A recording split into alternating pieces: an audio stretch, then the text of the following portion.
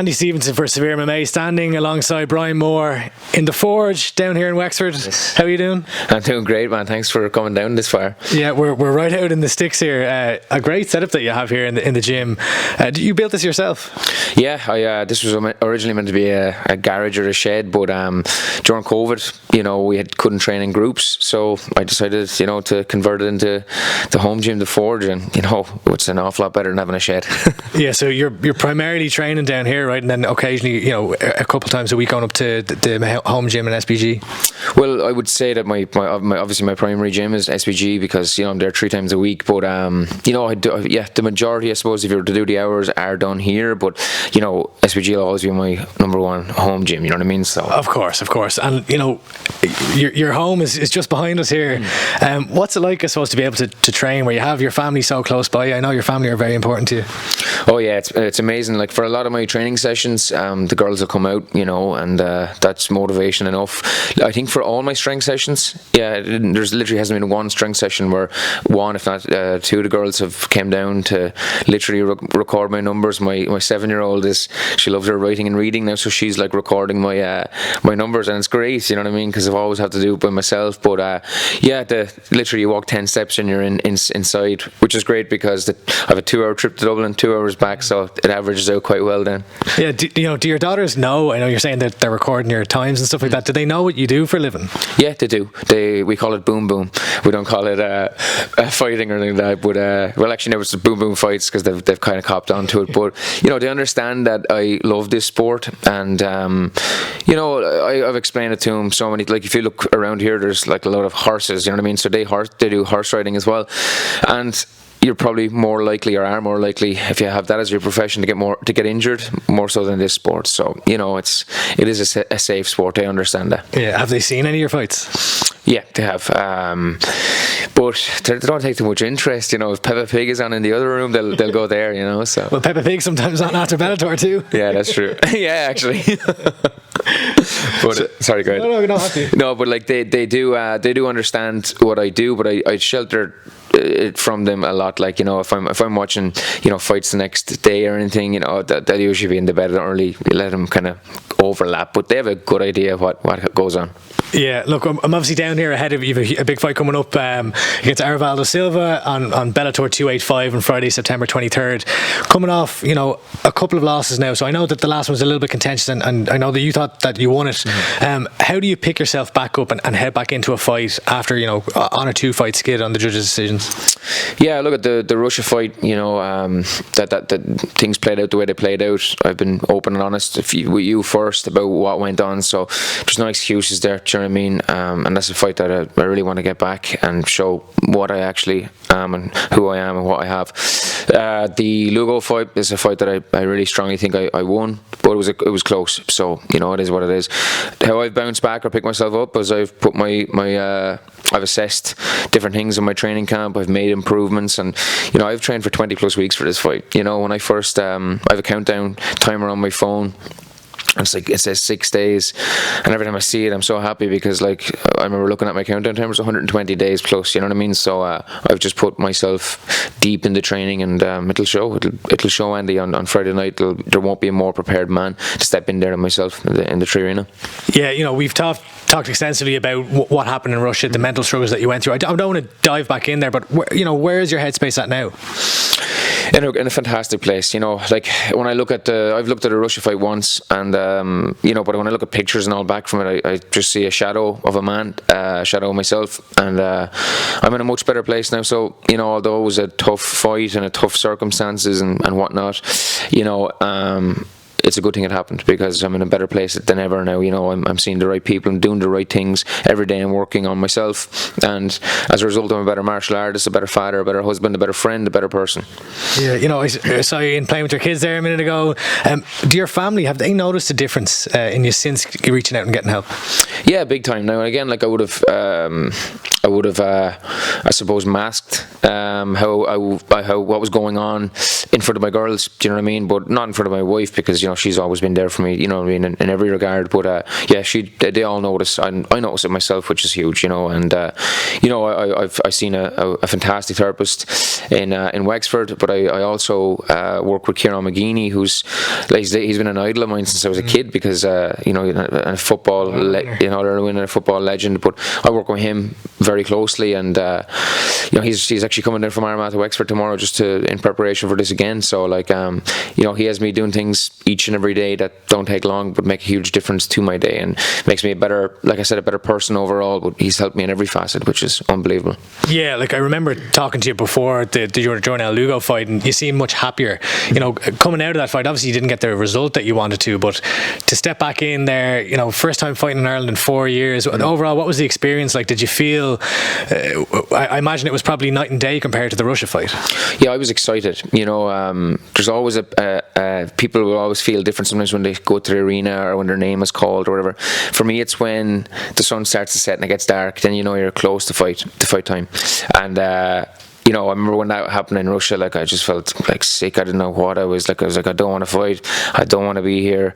You know what I mean? I didn't really want to do anything. Do you know what I mean? But in Dublin for the last fight, I was just so excited, and I am so excited. I get to fight in front of people who support me. I get to fight in front of the Irish fans, and I'm a fan. That's how I started this sport. So I went from dreading it to so excited for it, and this one I feel super excited for it, but you're going to see that ruthless Brian Moore again, the one that you would have seen previously, the guy that just wants to stop you from the very get-go. That wasn't there in the last couple of fights, I'll admit. With the Lugo fight, I felt something for him. I felt that he was the same kind of person as me. He was a dad, and I remember thinking to myself, I hope I win, but I just hope no one gets hurt.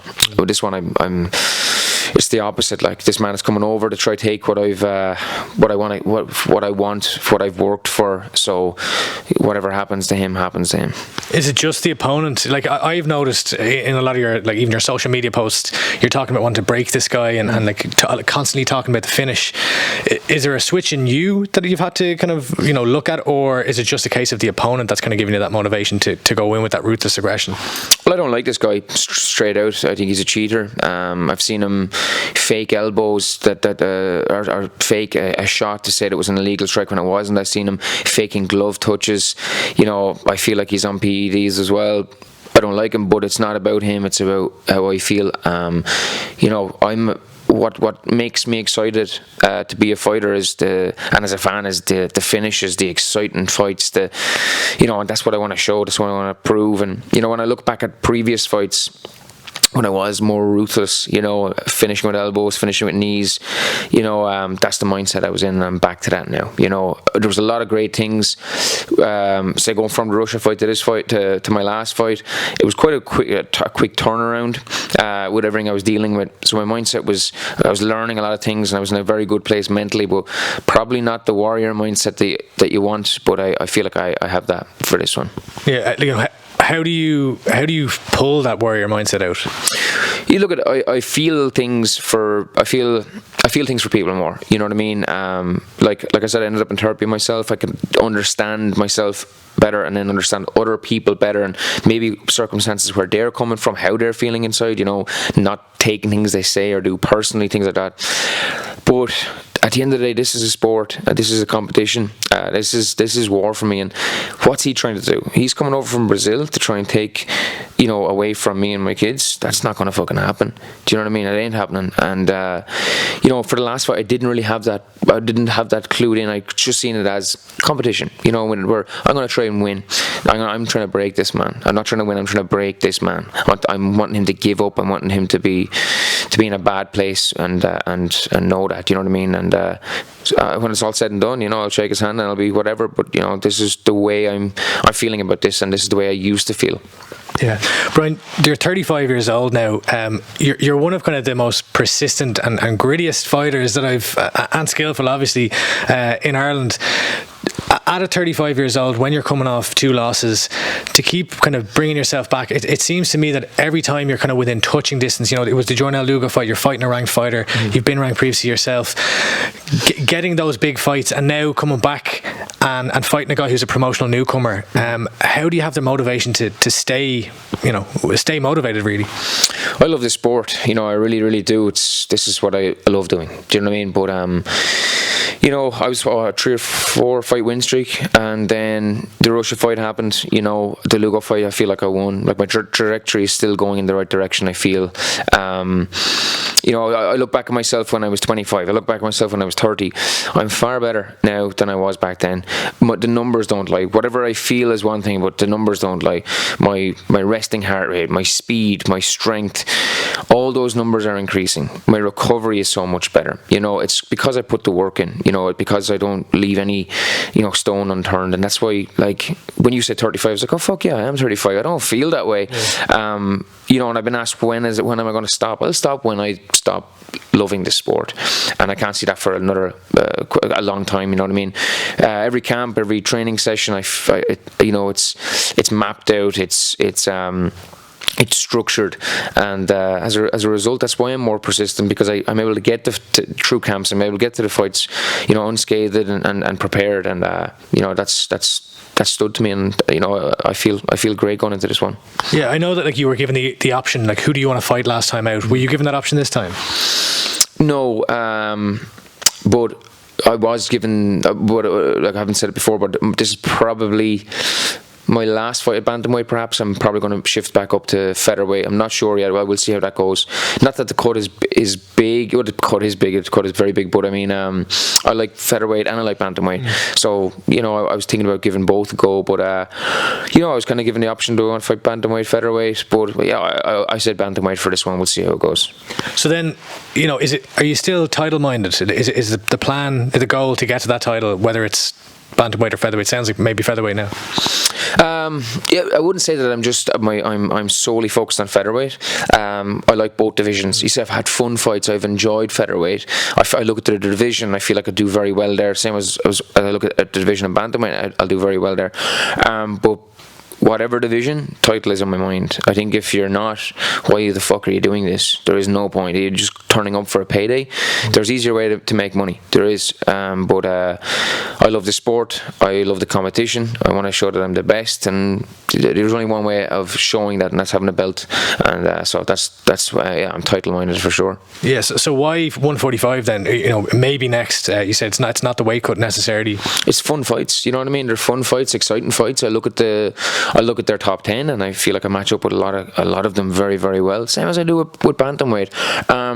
I've never been to featherweight where I felt smaller or weaker by any stretch of the imagination. One time, and that's when I had 2 broken hands and I couldn't get up. I felt pretty hopeless anyway. I could have been fighting a fucking, you know, a straw weight. AJ McKeefe? No, that was the No Adlahad fight. Yeah. And my 2 hands were broken. I couldn't get them off me, but I couldn't get them off me because I had 2 broken hands. Other than that, I felt strong in every competition, both at featherweight and bantamweight. So like, I like having the option to have both, and I think it'll keep me more active as well. It'll give me more options. So it's just that I don't want to be solely focused on one division. You know, I like fighters who do both anyway. So you know, I want to go back to that. Are there particular featherweights that you said that there's fun matchups there? Like, are there any ones in particular that you're thinking, oh, I'd like to get in there with him? Yeah, like in a good way. I've seen Cody Law's a good fighter, very good stand-up. Justin Gonzalez, again, very good stand-up, very good striker. You know, look further down the division, I love to fight AJ again, but he's kind of gone up to lightweight. Yeah, there's a lot of great fights, a lot of really good fighters, a lot of guys that I enjoy watching as well. But the same with bantamweight, there's a lot of guys who want to fight. Like I really want to fight Leandro Higo. You know, he's someone that I was going to fight before, but it never came to fruition. You know, you've been calling for that fight for a while. Yeah, but it's just because we signed the contract and he couldn't get his visa. So it's just a fight that I feel like would never happen, that should have happened. You know, so I remember I was the promotional newcomer when he was headlining a fight. He was brought in on short notice, so I've kind of had the crosshairs on him since, you know. But look at it, to be honest, if you show me those 20 names, the 2 guys in the top, or all the guys in the top 10 of both divisions, I want to fight them all. And going to both divisions gives me more opportunities, more chances. And, you know, I love fighting, Andy. That's why I'm here. And that's why I think both divisions would be good to mix and match. Yeah, your 12th year now as a pro. It feels like we're kind of crossing that bridge of the old guard kind of not disappearing from Irish MMA, but no longer being active. You look at, obviously, Peter's top on the card and he's one of the guys, but it's kind of yourself and Peter. Connor's obviously not quite as active as he used to be, but there's not many others from that kind of first wave of Irish MMA. Do you feel like you're kind of the last of a dying breed, for lack of a better term?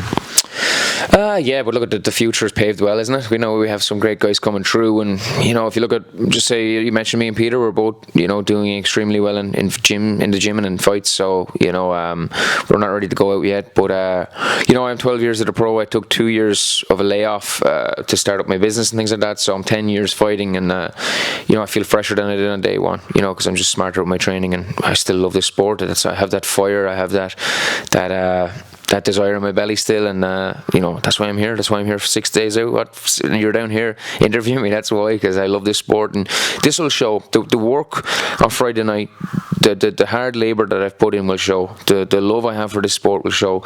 The people who I represent, my family and flag, that will show. This man hasn't the hope. If I'm going to turn up and I'm going to put him away.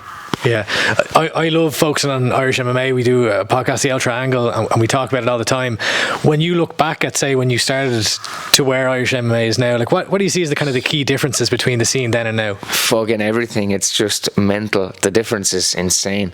It's just it's so much better structured, so much better organised. There's so much more time that goes into it. I always just refer to the early days of the Wild West, because it certainly was. It was fucking bananas, and it's hilarious because I got to experience that, and I get the experience where it is right now. And right now we're in a fantastic place. You look at the amateurs, you look at the amateur scene with the IMAFs, you look at the promotions within Ireland, you look at the pros doing so well all across the world in various promotions. We're in a great spot.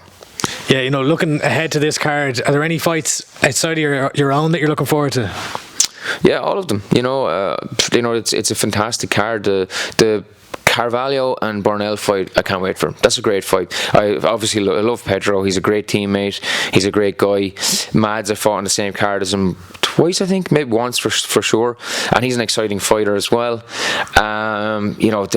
That fight, I can't wait to see how Kieran gets on. That's going to be a good test. And obviously I just want to see Yoel Romero in the flesh. Yeah. He looks like a fucking Marvel, character. But so that'll be interesting. Yeah. Is there any disappointment about not being on the main card this time? I want to be on the main card, obviously, but I can see why not. I feel I got the biggest response the last time. The crowd went ballistic when I walked out, and I feel like that I could have went back on that. But look, I don't mind. It's a fight. That's what gets me excited. There'll be no fucking doubt who's going to be on the main card next time after this performance. Yeah. Ruthlessness, that's what you're coming into this fight as. What can we expect when the cage door closes on Friday, September 23rd? We're only 5 days out now. Look, I've trained in that way. I've trained, to be ruthless, to look for the finish, to be cold and calculated, and that's what you're going to see. I'm just not going to do anything different that I've been doing in training. Only on Friday night I get to do it at 100%. I've been tipping around. I've been hitting the pads hard, and I've been sparring lightly. I've been moving lightly. There's no holding me back on Friday night. On Friday night I get to show exactly the mindset I'm in and the hard work I've put in. And if this man thinks he's going to come over here and take what I've worked for, he's sorely mistaken, and he'll feel that on Friday night. Yeah, I know you're looking for the finish, but his submission KO, what do you see? I can see myself knocking him out, but I think that he'll be shooting on me from 30 seconds in. He'll be dying to get me down, and so I can foresee that. And wherever the fight goes, I can see myself subbing this guy as well. I think he's a black belt longer than I've been grappling for. He's around a long time, but I can still see myself choking him out, but I can see the knockout there as well. Yeah. Are you expecting any animosity coming into fight week in the Fighter Hotel? You don't like this guy, you're saying he's on steroids and that you think he's a cheater. Are you expecting some animosity? We usually see a very respectful Brian Moore, kind of friendly friendly almost with opponents. Are you expecting animosity in the hotel? Look, I'm not going to look for the animosity will be there on Friday night. When fighters get stuck into each other beforehand, I kind of just think that's pointless. I think it's a bit brain dead that they would do so, because like it's only handbags until Friday night, so I have no interest in that or entertaining that. But Friday night he'll know what's up. Brian Moore taking on Arivaldo Silva on Friday, September 23rd in Dublin's 3 Arena. Tune in.